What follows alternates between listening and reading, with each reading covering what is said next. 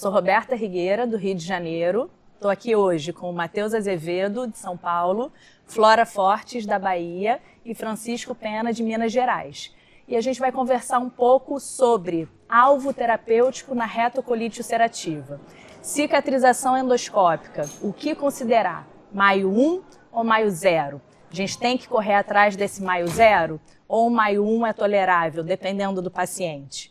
Saindo da cicatrização endoscópica, vamos entrar um pouquinho mais pensando aí no futuro esteroide 3 com cicatrização histológica. É uma realidade para a gente atual? Não é? O que a gente espera do esteroide 3? E vamos mudar conduta num paciente Maio 0 sem cicatrização histológica? Quero a opinião de vocês. Vamos começar com um caso clínico, a gente está conversando aqui abertamente, acho bem interessante. Eu primeiro agradeço o convite, Roberto. É um prazer estar aqui no Gastrem 2025. Vamos começar um caso clínico para a gente ilustrar um pouco a nossa discussão. Então, eu tenho um paciente do sexo masculino de 45 anos, com uma doença oncolite ulcerativa de diagnóstico há 10 anos, uma doença pancolônica, e ele vem em tratamento com terapia convencional, com mesalazina, assintomático, e numa colonoscopia de rastreio, nós observamos um subscore endoscópico de Maio de 1, né, em 3 segmentos do colo, em cólon descendente sigmoide reto, com atividade histológica, infiltração de neutrófilos na mucosa. Bom, esse paciente chega para a gente em consulta, e aí eu queria saber, já introduzindo a discussão com a Flora e com o Francisco, o que é que vocês fazem na prática clínica de vocês? O paciente chega feliz, porque ele está em remissão, tem qualidade de vida, mas ele ainda tem uma atividade endoscópica leve, o subscore endoscópico de Maio de 1, e tem atividade histológica. Progredimos o tratamento para esse paciente. Qual a abordagem que vocês têm para esse paciente no dia a dia de vocês? Bom, obrigada, Robertinha. Obrigada ao pessoal do Rio aí por essa oportunidade de estar mais nesse Gastrem aqui. E assim, o que eu acho importante, Matheus, é que, como você bem comentou, em relação ao esteroide, a cicatrização endoscópica já é uma realidade, né? Então, a cicatrização endoscópica já nos mostrou que, a longo prazo, isso melhora, isso diminui o risco de recidiva de nossos pacientes. Um ponto que eu acho importante, eu faço parte da comissão de endoscopia, e uma coisa que a gente sempre acaba discutindo. O Maio ainda é algo que a gente tem que ter cuidado na descrição, né? É operador dependente. Então, às vezes, um Maio 0, que para mim é um Maio 0, para o Chico pode ser um Maio 1. Então, avaliar muito bem essa descrição do laudo é um ponto importante. Outro ponto que a gente tem que estar trazendo para vocês é qual era o Maio desse paciente anterior, né? É um paciente que tinha úlceras importantes, é um paciente que tinha uma atividade muito importante e nessa próxima coluna já veio com Maio 1. Inicialmente, eu observaria.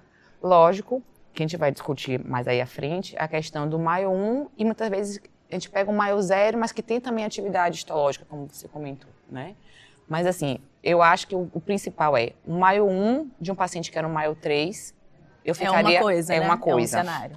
Para começar, aí Chico fala aí para depois a gente... É a questão de individualização que você já trouxe, né? A gente Total. precisa ver o contexto do paciente. Isso. E é um paciente que ainda está em terapia convencional. Isso. Então a gente tem muita Muito possibilidade de espaço. progredir o tratamento desse paciente. É. A gente pode até trazer esse mesmo paciente em outros cenários para a gente discutir. Sim. Um ponto você já trouxe. Olha, se ele era um Maio 3 e agora é um Maio 1, eu já estou satisfeita, pelo menos nesse momento. Inicialmente, né? Deixa eu só falar uma coisa antes de passar para o Chico. Eu acho que isso que você falou é muito importante, né? E a gente vai falar a mesma dificuldade que a gente vai ter na cicatrização histológica. A questão de ser examinador dependente, a questão de laudo, né? A gente recebe muito laudo de colonoscopia e eu não sei a experiência de vocês, mas a gente, mesmo aqui no Rio, são laudos com uma descrição ainda muito falha, com conclusão falha, em que não se usam subscores que já estão, né, padronizados há muito tempo. Então, falem disso também Isso um pouco, porque está ali como um alvo, mas eu recebo muito laudo de colonoscopia sem padronização nenhuma, né? E isso é uma coisa que a gente bate muito com os residentes, né? Que muitas vezes, se você na hora não lembra o score determinado, mas que assim, que descreva um laudo bem feito, né? Coloque por segmento quais foram os achados, quais foram as características. Que aí a gente pegando esse corpo do laudo, a gente consegue já classificar, né? Eu acho que esse é um ponto importante também, a gente estar sempre trazendo na prática do endoscopista. Chico, Manda aí, eu concordo com o que vocês disseram. Queria agradecer a oportunidade de estar aqui no Rio de Janeiro, estar aqui com vocês para a gente discutir um tema extremamente importante. O Matheus trouxe um caso clínico muito da nossa rotina, que a gente assiste isso regularmente nos nossos consultórios, nos nossos ambulatórios. Acho que a Flora pontuou muito bem a questão do que era antes e como está hoje. Eu acho que a questão do tempo também é importante, quanto tempo que tem de intervalo entre uma colonoscopia e outra. Eu sou um pouco mais conservador, eu acho que o paciente que está indo bem, que a calprotectina caiu, eu tendo a julgar a colonoscopia um pouco mais para frente. Não fico repetindo ela precocemente, pelo menos 12 meses de intervalo. E eu acho que nesse tempo, se eu reavalio o paciente e a colonoscopia ainda está um MAI-1, como o Matheus disse, o paciente ainda usando só mesalazina, se não tiver espaço se tendo espaço para otimização de droga, a minha tendência seria acrescentar outro medicamento. Eu entendo que o Maio Zero na endoscopia tem um potencial de evolução melhor desse paciente, redução de hospitalização, de complicações, inclusive surgimento de câncer coloretal. Eu acho que está ainda muito no início de tratamento, né? Mas o que você disse, Flora, eu acho que é fundamental que seja frisado aqui a questão do laudo. Eu acho que quem faz o exame tem que sempre colocar na indicação o paciente, o que ele está usando, há quanto tempo, valor de calprotectina, se ele tiver acesso, para quem vai receber o laudo tem essas informações. E que essa descrição seja mais rica possível, né? Muitas vezes, na hora que a gente pega a foto, a gente vê que a descrição ela é discordante, né?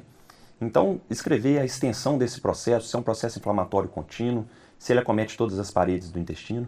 Mas, nesse caso específico do Matheus, uma colite que ele disse que acomete 3 segmentos, ainda mantendo um MAI-1 e muito no início da escalada terapêutica, eu acho que há espaço para a otimização do tratamento. Porque eu acho que um dado que é importante, eu até estava lendo recentemente, é que teve um estudo que mostrou que realmente os pacientes que estavam em MAI-1 na colonoscopia, eles apresentavam mais ou menos 40% de recidiva dos próximos anos. Enquanto aquele paciente que estava no Maio Zero, o risco era tipo de 20%.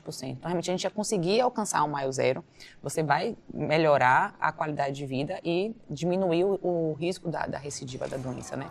Agora, um ponto, aí eu jogo para vocês, mas se você pega um Maio Zero e aí você tem a atividade histológica, que é o que o Robertinho comentou, vocês mudariam só com a atividade histológica, né? Assim, porque a gente vê que muitas vezes, como a gente falou, como é operador dependente, já tem estudos mostrando que às vezes paciente que está com Maio Zero, mas quando a gente faz a biópsia, uma pequena porcentagem pode ainda ter atividade, né, na mucosa. E aí?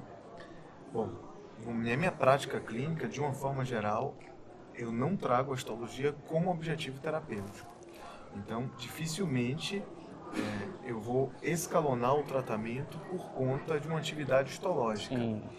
Eu acho que tem perfis de pacientes que nós podemos discutir um pouco mais sobre a importância da remissão histológica, não só em termos de recidiva, apesar da gente ter inclusive meta-análises com revisão sistemática recentes, mostrando que a atividade histológica ela pode estar associada a um maior risco de recidiva, além de recidiva clínica, um maior risco de câncer coloretal. Sim. Então, o grande ponto aí da atividade histológica, talvez, e onde eu tenho maior dúvida, se vale a pena a gente otimizar ou não, e aí vai depender da otimização do tratamento naquele paciente com colangite esclerosante primária, sim, tem um risco maior de câncer coloretal, e naquele paciente que vem tendo displasias colônicas persistentemente de forma recorrente. Esse é um paciente que quanto mais cicatrizada a mucosa tiver, menor a chance que ele vai vir a ter de desenvolver um câncer coloretal. Então esses pacientes são pacientes que realmente me chamam a atenção. Então, se eu estou usando mesalazina 2 gramas, eu posso aumentar 3, 4 gramas. O grande porém eu vou escalonar para uma terapia avançada um paciente que está com atividade histológica apenas usando mesalazina, mesmo em dose máxima?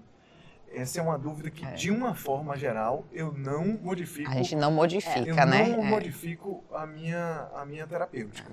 Mas eu acho que o STRIDE 3 vem aí. Sim. E provavelmente vai os dados entrar, são cada vez mais robustos em relação à remissão histológica. Então, eu acho que a gente vai ter que individualizar o nosso paciente, né? Eu acho que para todo mundo, acho muito difícil, até porque nós temos teto terapêutico. Então não adianta a gente ficar trocando terapia. Felizmente, nosso arsenal terapêutico aumentou, mas não tem sentido a gente ficar trocando terapia por conta de atividade histológica.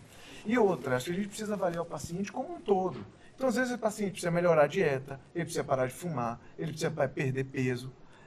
Esse é um paciente que a gente ver se ele está usando o remédio do jeito certo. Com certeza. Já vai verificar a aderência ao tratamento, verificar como anda a saúde mental desse paciente. Acho que a gente precisa ter uma visão mais holística do nosso paciente e muitas vezes a gente não precisa modificar a nossa terapia. Se a gente teve uma evolução favorável na nossa terapia, mas não atingiu uma remissão histológica, a gente pode tentar intervir em outras questões para melhorar os resultados. Teoricamente mais acessórias, mas que juntando tudo faça a diferença que você está esperando, que você não precisa depender de droga para isso. Não sei se, provavelmente a opinião de vocês, pelo que eu estou vendo, é exatamente a minha prática é igual à sua, assim. O paciente está em remissão clínica, remissão laboratorial, sem corticoide, remissão endoscópica, a histologia mostrando atividade inflamatória, eu também não é da minha prática clínica, otimizar tratamento para isso. Talvez o que mude mais no meu dia a dia com esse paciente é a minha avaliação com ele, sabe? O monitoramento. Assim, ao invés de você voltar daqui a 6 meses, você vai vir com 3 meses com uma nova calprotectina, depois eu vou ver de novo. Então, certamente, eu acho que a gente tem que deixar claro, assim, que há melhora nos fatores, né, de mau prognóstico em complicações a médio e longo prazo, tanto de você passar de um maio 1 para o maio 0, a gente tem dados mostrando que traz uma melhora, menor risco de recidiva.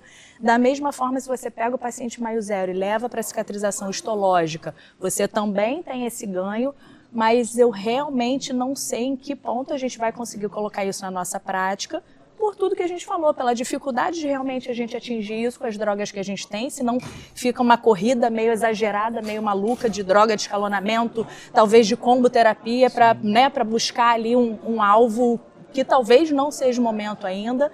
Essa dificuldade dos laudos do patologista, porque nem temos consenso ainda de qual vai ser, né, qual vai ser a padronização, né, vai ser, nem se vai ser Goebbels, vai ser Roberts, a gente nem tem isso definido ainda, não sei se vai ter essa definição com o STRIDE 3.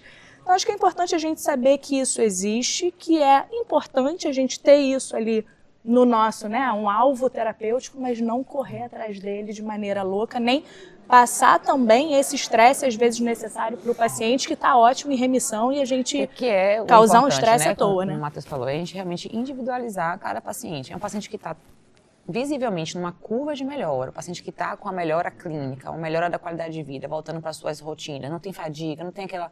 A questão holística realmente, só em curva de melhora, não tem por que a gente mexer no time que está ganhando. O que eu penso é o seguinte, que a remissão histológica, quando ela é atingida, é excelente. Mas, na minha opinião, eu acho que a gente ainda não tem, pelo menos no meu meio, como buscar isso. Sim. Eu acho que a gente não tem como buscar. Primeiro, a gente não tem patologistas treinados para nos dar essa resposta. Mesmo que o STRIDE 3 traga isso como uma meta terapêutica, eu acho que para a gente implementar num país como o nosso, diverso, grande, com diferenças, né, de assistência, eu acho que é difícil da gente ter isso como meta. O segundo ponto que você tocou é com relação ao tanto que a gente vai se frustrar, né? O Matheus falou, a gente tem o nosso teto, a gente tem o nosso auge, o nosso máximo que a gente consegue. Se a gente for ficar buscando essa cicatrização histológica, eu acho que a gente vai se frustrar na maioria das vezes. Então, eu entendo que o maio 0 endoscópico, ele ainda é muito bom de ser atingido, mas eu acho que a histologia, pelo menos na minha prática, ainda está distante. Ô Chico, e te digo mais, muitas vezes isso vai ser um alvo nosso e que o paciente vai falar, doutor, eu tô ótimo, eu tô bem. Não, o endoscópico você quer mexer minha medicação, pra quê? Que eu tô bem, não tô sentindo nada por causa de uma histologia. O alvo endoscópico já até a gente convencer o paciente disso, isso a gente vai ter que caminhar realmente ainda muito. Sim. Concordo com você. Deixa eu aproveitar então o gancho falando do STRIDE 3 então para histologia na retocolite, pensando em talvez a cicatrização transmural na doença de Crohn, que acho que a gente talvez esbarre até numa dificuldade ou igual ou maior, que a gente falando de cicatrização transmural no Crohn, a gente está indo ali especialmente para enterorressonância e para ultrassom intestinal, né? Que a gente também não tem um fácil acesso. Então, nenhum dos dois, né? Então, assim, a ressonância... E muitas vezes os radiologistas não conversam a mesma língua, né? Sim. Não é? Às então, vezes assim, tem achados que são achados crônicos e que eles ficam em dúvida e sim, nos levam a pensar que tem processo inflamatório ativo, né? Também não usam, né, o score para ressonância. Ressonância é um exame caro, então, paciente do SUS, pelo menos aqui, não sei como é que é nos estados de vocês. Aqui no Rio a gente não consegue. E para pagar é um exame caro. E pensando também em convênio de saúde e sustentabilidade, é um exame caro, né?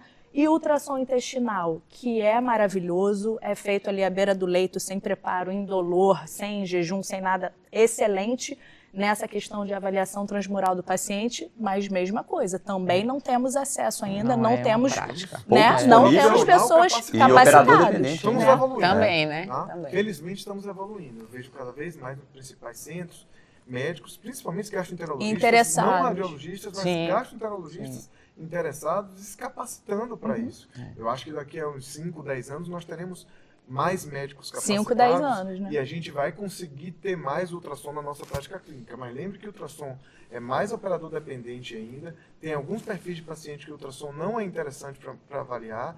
A gente tem muito paciente com sobrepeso, isso pode interferir também. Localização de doença, né, Matheus? A localização da doença, se a doença está mais acima, a janela já fica ilho pior. médio, proximal e trato gastrointestinal superior, não é um bom exame, então a gente tem que tomar alguns cuidados também com essa questão. Então, tudo isso vai interferir na nossa interpretação. Eu ainda acho que a remissão transmural está mais longe do que a histológica. Eu também acho, Concordo. concordo. É mais complexo essa concordo. questão, é bem mais complexo. Eu, de uma forma geral, me dou por satisfeito com a remissão endoscópica. Eu também, sem dúvida. Né? E a gente ficar fazendo exames de imagem em pacientes já com remissão endoscópica, também a gente precisa avaliar a questão de custo. O custo não só de exames, mas o custo de otimização de tratamento.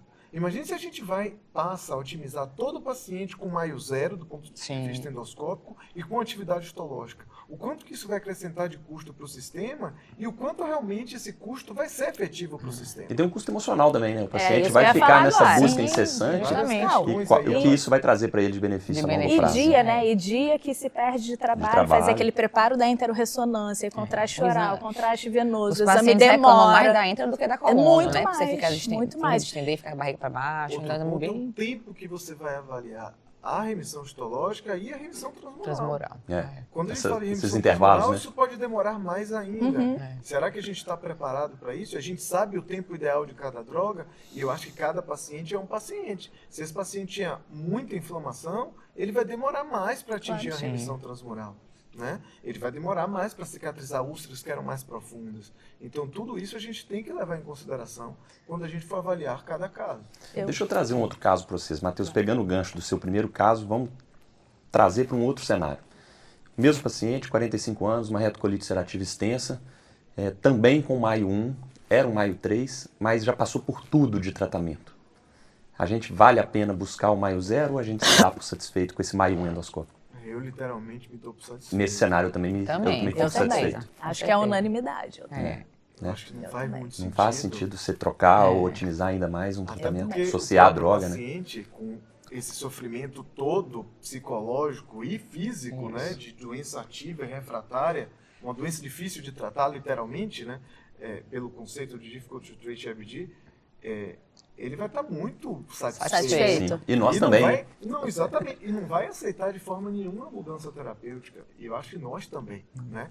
E eu acho que essa questão do tempo é importante. A gente precisa tomar cuidado com o tempo de avaliação. Tem pacientes que vão demorar mais para conseguir atingir a remissão, assim como a janela de oportunidade é diferente de um paciente para outro. A gente usa um tempo geral de 18 a 24 meses na doença de Crohn, mas ele é diferente de um paciente para outro, sem dúvida nenhuma. Então, eu acho que a gente precisa individualizar cada vez mais o nosso tratamento perante o paciente que nós estamos avaliando. Né? E a partir daí a gente tomar as decisões assertivas relacionadas ao caso. A doença inflamatória intestinal, infelizmente ou felizmente, não tem uma receita de bolo. Realmente a gente está montando esse quebra-cabeça, vendo as comorbidades do paciente, a evolução do paciente, se respondeu a primeira medicação, se é um paciente que já é falhado a diversas medicações, para daí no maio 1 a gente comemorar, ou não, é um paciente que eu sei que tem potencial para o maio 0, eu vou otimizar a medicação convencional. Então, realmente é individualizar, acho que a palavra-chave... O que é bom para um paciente pode ser ótimo para o outro. Né? E eu acho que duas coisas que vocês pontuaram que eu acho que são muito importantes, muito relevantes. Então, em primeiro lugar, assim, essa individualização, como tudo na medicina e na vida, essa questão do monitoramento do tempo e essa expectativa do que vai conseguir, que foi uma coisa que vocês trouxeram assim, temos droga para isso? Né? Porque eu acho que é isso, assim, surgiu uma droga nova com 99% de eficácia, super segura com acesso, vamos trocar todo mundo. Né? Eu acho que é isso, assim, olha, surgiu uma droga nova com eficácia de 99%, temos acesso a uma droga segura. Eu vou trocar. Agora, beleza. Tá um maio 1, eu vou querer um 0. Tá um 0 com neutrófilo, eu quero um 0 cicatrizado. Mas não é a nossa realidade. Analogia do que aconteceu no tratamento da hepatite C, né? A gente tinha drogas que ofereciam 30% de cura e agora a gente tem drogas que oferecem 100%. Então, é outra aí discussão. Aí o seu, né? Que aí, assim, o teu panorama mudou, porque se tornou palpável, se tornou possível. Então, acredito que é um consenso entre a gente e a maioria das pessoas que, assim, é importante a cicatrização endoscópica, tanto que ela é o nosso alvo terapêutico atual, tanto na doença de Crohn quanto na retocolite ulcerativa. O que a gente puder fazer dentro dos limites possíveis individualizados para cada paciente é para a gente fazer buscando isso como um alvo, né, almejado, mas é isso, individualizar. E é outra coisa que o Matheus trouxe, que eu lembro que o Marcelo falou muito isso também, essa visão holística de ver o resto em volta, porque a gente muitas vezes não vê, né? E aí vai aumentando droga e o cara tá fumando e não se alimenta direito, então ganhando talvez peso. aí a gente ganhe ali 10, 20%, né? O corresponsável do seu tratamento, ele precisa ter algumas responsabilidades também. Tem algumas questões que são difíceis, a própria questão psicológica, mediante o meio que ele se encontra, a gente pode ter uma dificuldade maior de conseguir ajudá-lo, de conseguir resolver pelo menos a curto prazo. Mas algumas outras questões, principalmente relacionadas à dieta, a peso, a obesidade, eu acho que a gente pode e deve trazer também o paciente como corresponsável, dizer, olha, você melhorou muito, o seu exame melhorou bastante, mas eu acho que se você melhorar a sua dieta, melhorar o seu peso, a gente tem mais um a gente ganho. pode chegar no 100%. Então, o Maio 1 tornar-se Maio 0 e posteriormente não com droga, chegarmos mas à com remissão vida, né? histológica, Sim, concordo. E a gente não precisar trocar o tratamento num momento como esse, deixar ali para um momento outro, fazer uma reavaliação Acho perfeito. E pensar em escalonar o tratamento. Acho perfeito. Mensagens finais, quer falar alguma coisa, cada um? Eu acho que a gente já disse da questão da individualização, eu acho que sempre que possível buscar o Maio 0 endoscópico, mas muitas vezes nós vamos nos contentar com o Maio 1. E na minha opinião, a remissão histológica ainda está distante na nossa visão, no nosso meio, especialmente pela ausência de patologistas treinados e pela disponibilidade de drogas que ainda não oferecem esse resultado em um grande percentual de pacientes. Eu acho que complementar a importância de um laudo bem feito, né? Então, a gente trazer para os residentes, a gente trazer para a nossa prática da endoscopia um laudo muito bem detalhado, sempre que possível. A utilização dos scores endoscópicos é importante para diagnóstico e para segmento do tratamento, para que a gente consiga realmente acompanhar esse paciente e avaliar a resposta terapêutica. Perfeito. Matheus. Deixar de terminar com a visão holística. Perfeito. Vamos além do tratamento farmacológico, vamos buscar outras formas de tratamento que podem ser tão importantes quanto o tratamento farmacológico em muitos dos nossos pacientes. Eu agradeço profundamente, uma alegria, uma honra ter colegas tão queridos e tão competentes aqui hoje. Espero que vocês tenham gostado também. Prazer. Até a próxima. Tchau, tchau.